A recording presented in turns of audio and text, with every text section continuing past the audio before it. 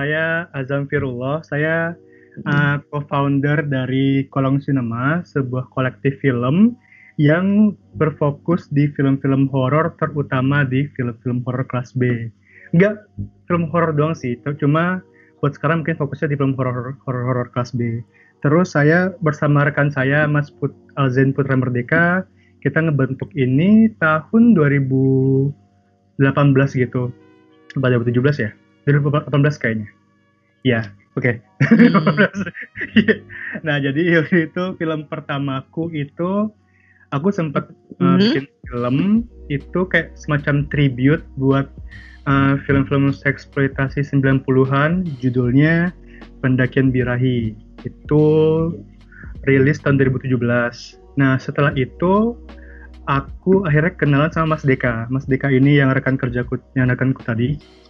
Terus kita kenalan lewat internet, terus kita barter karya. Aku ngerasa kayak kita cocok, kayak satu frekuensi, koneksinya juga nyambung. Koneksi, connect gitu loh. Kayak Skype ya. Iya, itu lagi. Itu maksudnya. Terus ya udah, terus kita akhirnya bikin film lagi. Terus film keduaku itu Pocong Hiu Unleashed. Nah, Pocong Hiu Unleashed ini buatku itu filmku yang paling impulsif sih di antara film grafikku yang lain. Karena film ini itu funding kayak budgetnya itu berasal dari jadi waktu itu kan waktu yang filmku yang pertama itu yang pendakian itu aku sempat ini kan kerja bareng sama Mas Adit Bujubuning ala Buse. Itu orang legend banget sih, itu orang cakep banget, musiknya keren banget asli. Terus kayak ya udah pokoknya orangnya legend deh pokoknya. Nah terus aku mintain tolong dia supaya bikin musik buat filmku. Terus dia nawarin, Zam, gue bikin booth nih di Popcorn, lo mau nggak jual film lo di sini gitu kan. Terus gue bilang kayak, oh boleh ayo. Nah gue cetak DVD-nya, gue jual filmnya di Popcorn. Nah semua hasil penjualan DVD-nya gue pakai buat Pocong Hiu. Terus sudah ada itu film yang paling spontan gitu loh bikinnya, kayak bener-bener kayak oh ada duit nih, buat apa ya duitnya ya, kita bikin film yuk soal pocong kepala hiu gitu ya. Ya gitu kan. Terus yang ketiga aku bikin film religi, religi. Judulnya Azabku Azabmu itu semacam love letterku buat sinetron FTV religi di TV gitu loh. Makanya aku kadang-kadang suka kayak nggak kesel sih, cuma kadang-kadang suka kayak menyayangkan orang-orang mikirnya aku kayak satir, atau nyindir. Kayak enggak, emang kita senang sama sinetron religi macam itu gitu loh. Jadi kayak ya udah kayak gitu kan. Terus film keempat itu yang tayang di Vitsi, Goyang Kubur Mandi Darah.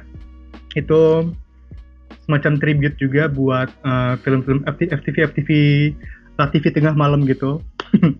Terus digabungin dengan beberapa elemen-elemen ala-ala Nayato gitu, terus sama campuran elemen film-film 90s lagi. Habis itu aku bikin film judulnya Kuntil Anak Pecah Ketuban. Itu juga sama, hampir sama kayak Azabku Azabmu, itu juga kayak love letter buat film-film FTV gitu, di TV gitu. Terus habis itu bikin film judulnya Rangsangan Gaib. Itu tentang nekrofilia gitu, tapi itu film syutingnya di Jogja waktu itu. Ya, terus ada kayak kisahnya sendiri dan panjang, jadi mungkin nanti aja ceritanya. Terus habis itu aku bikin film judulnya Sentuhan Bintang Iblis. Itu film itu pertama kalinya aku bikin film yang mungkin cenderung lebih kayak nyindir, satir gitu loh. Cailah satir, berasa kayak punya capability buat bikin satir. Kayak gitu. Terus ya udah habis itu terakhir aku bikin film judulnya Kesurupan Erotik. Itu film horror action gitu. Ya itu gitulah. Ya, ada 8 film total. Yang 8, udah luar biasa banget, banyak ya. Mantap. Luar biasa gitu. Mungkin sebenarnya filmku yang paling mahal justru sebenarnya yang Kesurupan Erotik itu paling mahal justru. Karena Ya, karena itu effortnya nyewa kolam renang. gede. Termasuk. Terus kayak Pocong Hiu itu sebenarnya bukan paling dalam fundingnya, cuma mungkin yang kita gelontorin uangnya murni dari hasil penjualan DVD gitu. Jadi itu kita habis cuma 2 juta. Tapi emang kayak film-film kita kalau ngomongin funding atau budget, emang film-film kita tuh sangat-sangat hampir zero budget gitu loh sebenarnya. Tapi emang apa ya, kita nggak terlalu banyak ini kan, nggak terlalu banyak ngeluarin biaya gitu.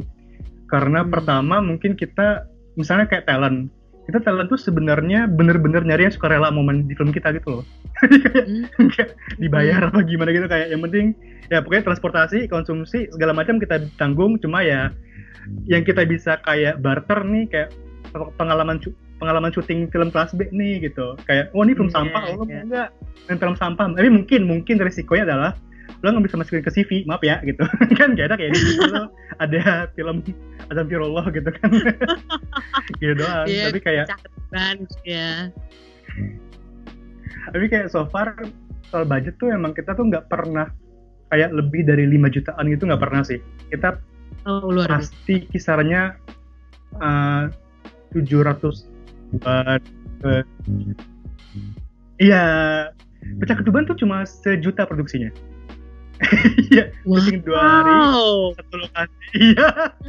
Ada talent kita nyari yang sukarela, terus juga kayak kita lokasi benar-benar minjem. Jadi kita kayak resource-nya benar-benar dari orang-orang terdekat gitu loh. Kita kayak emang miskin aja sih sebenarnya, nggak mampu buat kayak ngeluarin duit lebih. Dan kayak nyari investor juga susah gitu kan. Kayak lo ngapain bikin film, gue ngapain gelontorin duit buat film sampah macam kalian sih gitu. Kayak ya udah karena mungkin misalnya di sini juga film kelas B secara general juga mungkin belum terlalu familiar di orang-orang, jadi kayak ya udah mungkin sulit kali ya buat kayak nembus entah itu investor atau apa gitu loh. Jadi kayak kita kerja dengan tim yang udah kita percaya dengan budget yang seadanya, selama kita kayak punya passion dan selama kita punya kayak niat buat bikin film, buat berkarya, buat kayak ngutarain sesuatu, nge-ekspresin sesuatu, ya udah kita go for it gitu. Itu mantep banget sih yang sama Nikita, terus series di YouTube. Iya. Luar biasa banget. Itu awalnya gimana Mas Azam kalau boleh tahu? Cuma gara-gara waktu itu sempat kayak kerja di PH gitu kan. Terus kayak ada orang PH-nya nawarin gitu ke kayak produser Nikita. Terus kayak cariin gue dong yang bisa ini bikin skrip thriller. Terus dia rekomendasinya gue. Udah gitu dong sih. Sesimpel itu. Sesimpel itu. Iya, kali nanti ke depannya kan film ke-10 atau mungkin ke-11 gitu ya, atau malah ke-9 ada Mbak Nikitanya juga gitu kan. Amin. Karena gue tuh udah suka banget sama, gue tuh gue kayak jatuh cintanya sama Nikita tuh waktu di film Sang Sekretaris, film Minayato. Itu jadi itu femme fatale. Wah ilah.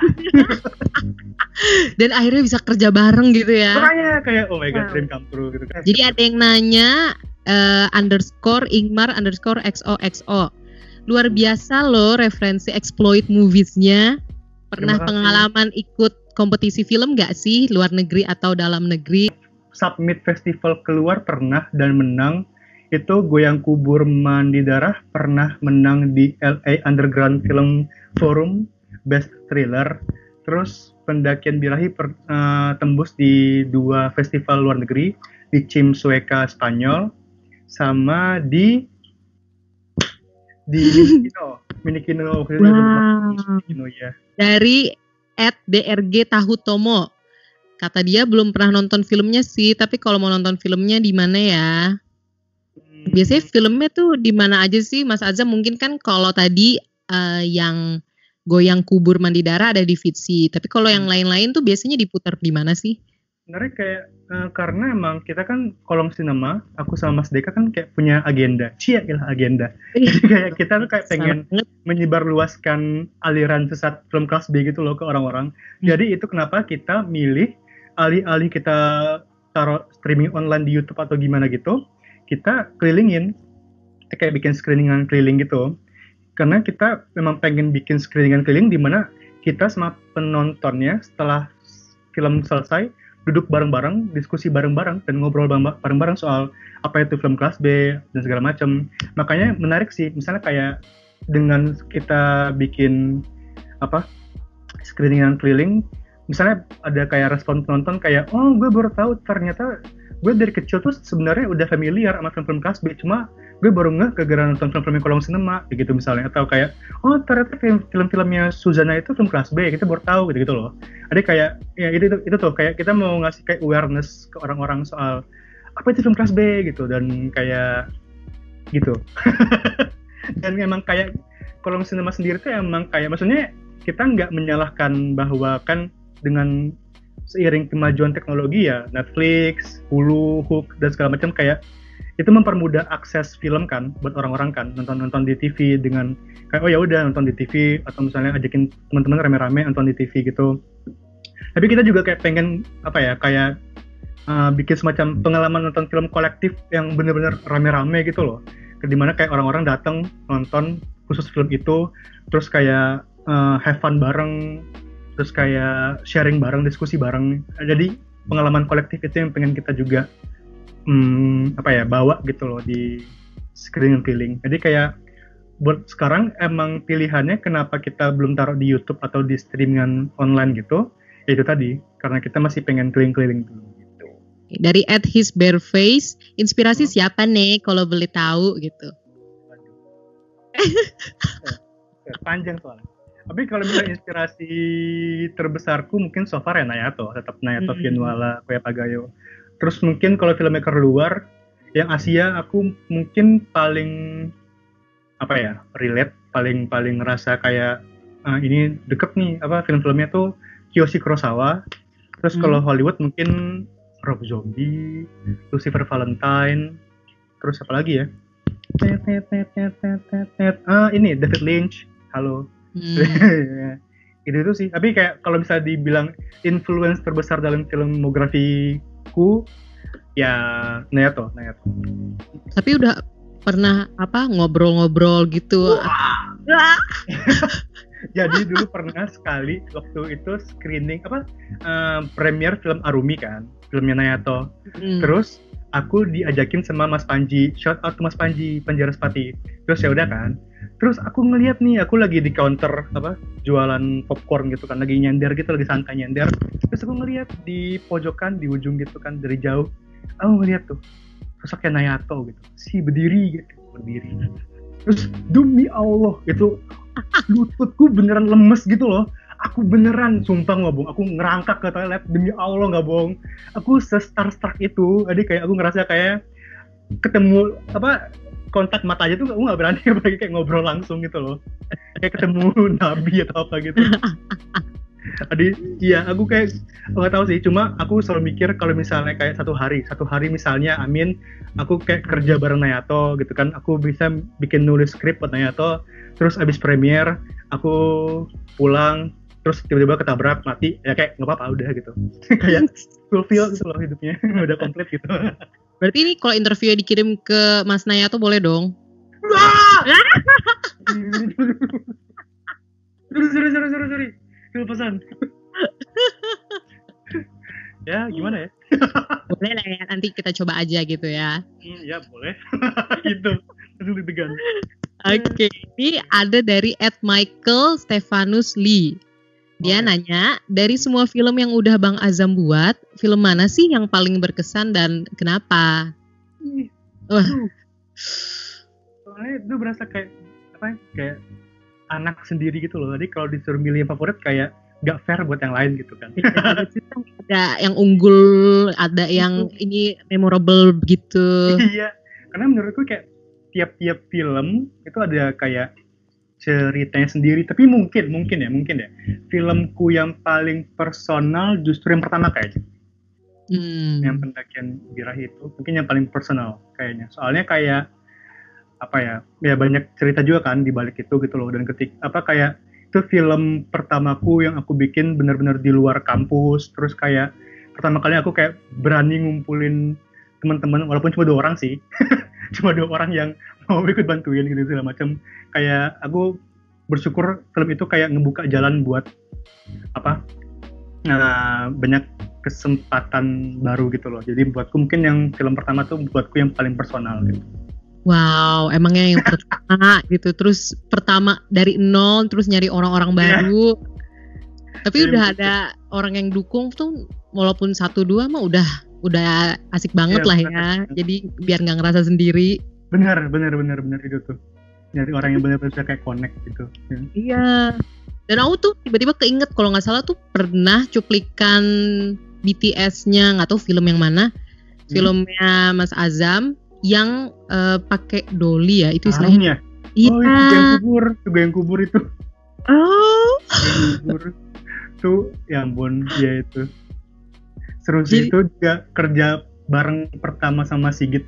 Mas Sigit Pradityo itu juga salah satu idolaku pas masih cilik dulu.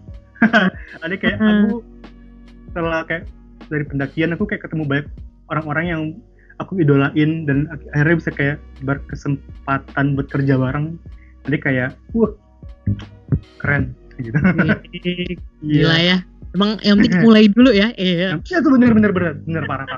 Karena aku sendiri orangnya kayak apa ya, kayak sangat sosial and kayak aku anaknya pokoknya anxious banget, dia orangnya gampang anxious gitu kan.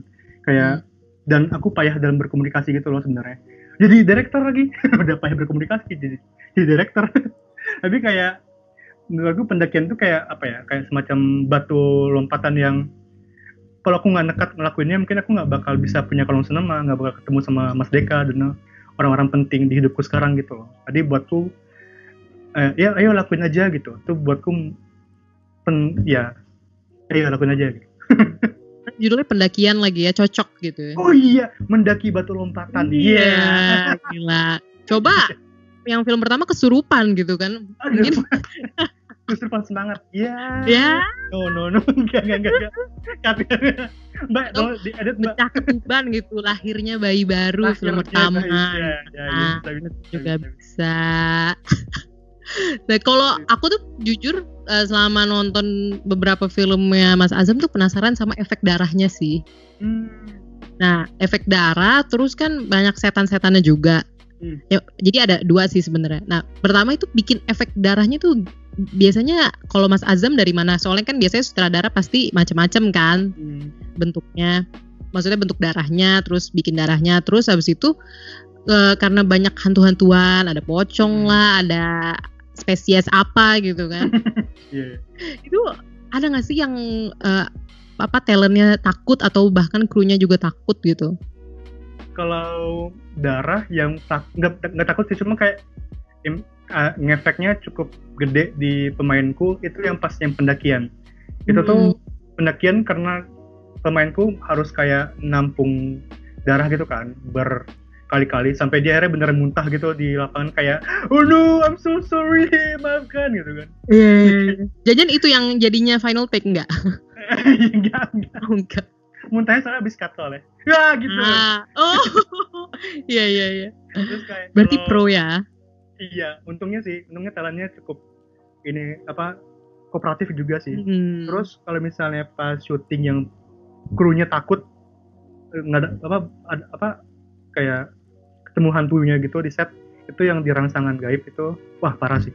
Itu yang jadi pocong namanya Mbak Ida Madali. Dia emang anak teater gitu kan. Tapi dia diem aja tuh serem gitu. Kan jadi pocong kan. Jadi kayak dia diem aja serem. Kayak semua orang di set tuh kayak yang takut gitu ngeliatin dia. Tapi keren sih Mbak Ida. Shout out to Mbak Ida lagi. Terima kasih Mbak Ida sudah mau main di film kita. Jadi tapi nggak ada yang bener-bener takut banget gitu ya, sampai misalkan gue nggak mau scene ini gitu. Jadi biasanya yang udah mau main di film Azam udah tahu resiko-resiko serem. Karena kalau misalnya pun dari awal udah misalnya kayak ada kayak merasa kayak keberatan, kita langsung cut dari awal gitu loh. Kayak misalnya waktu yang gue yang kubur itu talent-talentnya kan emang temennya teman atau misalnya kayak temennya kru gitu kan. Gitu-gitu. Ada waktu nyari-nyari sempat ada yang kayak keberatan soal budget misalnya, atau misalnya kayak keberatan soal kayak ini kayak adegannya terlalu ini ya, terlalu Gitu. Kayaknya nggak mau deh terlalu gitu. gitu ya. Iya kayak kalau udah nggak nyaman nggak apa-apa gitu, ngomong aja gitu, transparan gitu loh. Kalau transparan enak, jadi kayak kita bisa lanjut kerja dengan solusi baru gitu, solusi lain. Nah, ngomong-ngomong solusi baru, tadi kan Mas Azam bilang kan, maksudnya untuk soal budget atau apa, itu kan maksudnya lumayan apa ya, lumayan disesuaikan lah ya sama budget yang ada gitu, maksudnya dari prop dan konsumsi dan lain-lain. Tapi pernah nggak sih ada yang misalkan pas syuting gitu, terus kayak hampir misalkan overtime gitu, terus jadinya ngaruh ke budget dan akhirnya menggunakan ide yang brilian gitu kan, biasanya kadang kepepet tuh datang ide gitu kan. Iya. Ada nggak sih yang mungkin kayak pengalaman kayak gitu, ide yang datangnya kepepet tiba-tiba, atau semuanya emang Mas Azam terorganisir ternyata? Enggak juga sih. Tapi emang harus aku akuin kalau dari segi skrip, emang skripnya rata-rata kayak biasanya tuh kayak ide-ide itu justru spontan muncul di kayak H-3 syuting. Kayak Goyang Kubur itu, adegan goyang kubur itu tuh baru muncul idenya di skrip tuh H-3 syuting. Jadi kayak kepikiran kayak dibikin musikal apa ya? Musiknya pun juga 3 hari itu. Iya, jadi kayak baru kepikiran gitu kayak awalnya itu Goyang Kubur itu awalnya judulnya Akamsi Massacre judulnya. Jadi kayak sebasic kayak cewek-cewek lagi apa slumber party terus dibunuh gitu kan. Semediocre itu. Tapi terus kayak 3 hari sebelum syuting kayak dibikin musikal seru kali ya, dibikin ada koreografinya lucu kali ya gitu kan. Ada gitu-gitu. Terus yang kayak kesurupan itu juga elemen sci-fi-nya juga muncul kayak beberapa hari sebelum syuting. Jadi awalnya Jadi awalnya kita mikir kayak kita bikin ini tiga cewek yang explore seksualitas terus kayak pengen eksperimen sama orang yang lagi kesurupan gitu-gitu segala macam. Terus aku mikir kayak bikin sci-fi lucu kali ya. Gitu. Nah, kalau misalnya ngomongin budget, kalau overtime aku nggak pernah, alhamdulillahnya untungnya aku nggak pernah overtime ngaruh ke budget, tapi ngaruhnya ke mood krunya. Jadi kayak ketimbang mepetin, kita overtime budgetnya habis, lebih kayak kita overtime krunya mulai bete nih, yaudah kita cepetin gitu loh. Jadi belum pernah nemu problem budget so far di lapangan, karena buatku sendiri kayak konsep besar skrip kan kayak konsep besarnya grand gitu kan, tapi di press supaya menyesuaikan budget gitu loh. Jadi kayak di Kesurupan kan kayak portal antar dimensi, kayak kesannya kayak ini budgetnya gede nih, tapi ternyata di film cuma simple pintu ruang tengah aja. Portal kayak gitu kan, gitu loh. Iya. Belum ada kendala budget, cuma itu sih karena aku pribadi aku mikir mood dan kayak kru talent itu tuh harus benar dijaga gitu loh. Jadi biar kayak energinya dan gimana supaya kayak kru dan talent sefrekuensi semuanya. Jadi ketika kayak filmnya kelar, ada kayak ada kayak rasa kepemilikan bareng-bareng gitu. Jadi bukan kayak ini filmku doang nih gitu kan, kalian coba bantuin. Aku nggak mau kayak gitu. Aku pengen kayak ketika filmnya kelar, ini film kita bareng-bareng, ini film kita. Jadi kalau misalnya ya dibawa keluar atau misalnya kayak ditayangin rame-rame gitu, kayak bangga ya pernah jadi bangga. Gak ada yang bangga sih sebenarnya. Bangga gitu dong pasti. Mudah-mudahan ya gitu. Iya. Dari tadi kan dibilang sama Mas Azam awalnya ada 2, terus pas terakhir tuh kemarin yang Kesurupan Erotik tuh kan banyak banget tuh kayaknya timnya ya kan, timnya ya kan, sama talentnya itu luar biasa banget emang. Asas apa ya, keluargaan. Keluargaan juga bisa ya. Iya, pokoknya saling rasa memiliki. Jadi pokoknya emang kerja tim banget lah dalam bikin film itu ya. Karena aku juga aku tuh kalau jumlah kru emang jarang sih yang kayak banyak itu jadi mungkin itu kali ya mempengaruhi, jadi kayak karena jumlah krunya minim, ada kayak lebih intimate kali ya, jadi lebih dekat gitu loh ketika kerja bareng-bareng gitu dan segala macam. Kita masih ada nyimpen kayak grup kayak yang Rangsangan Gaib, kita kan syuting di Jogja ya. Sampai sekarang kita masih ada grupnya, grup ya apa isinya grup masih kontak-kontakan gitu loh. Iya. Kayak seru banget kan gitu. Jadi ya, aku mungkin itu juga sih yang mempengaruhi karena jumlah krunya minim, jadi kayak